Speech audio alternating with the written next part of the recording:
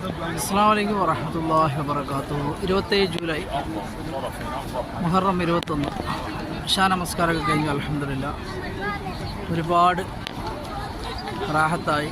അതായത് നിങ്ങൾക്കൊക്കെ ദുആ ഉണ്ട് കേട്ടോ. ഈ വീഡിയോ കാണുന്ന എല്ലാ കുടുംബങ്ങൾക്കും പടച്ചവന് അനുഗ്രഹങ്ങൾ തരട്ടെ. അതുപോലെ പ്രയാസങ്ങളിൽ കൂടി ദുഃഖങ്ങളിൽ കൂടിയൊക്കെ കടന്നു വന്ന ഇഷ്ടംപോലെ മനുഷ്യരുണ്ട് നമ്മുടെ നാടുകളിൽ. പടച്ചവന് ഇവർക്കൊക്കെ സമാധാനം നൽകട്ടെ.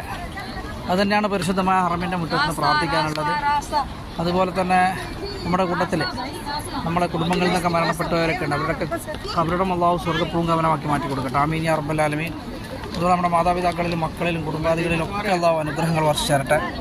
ആമീൻ.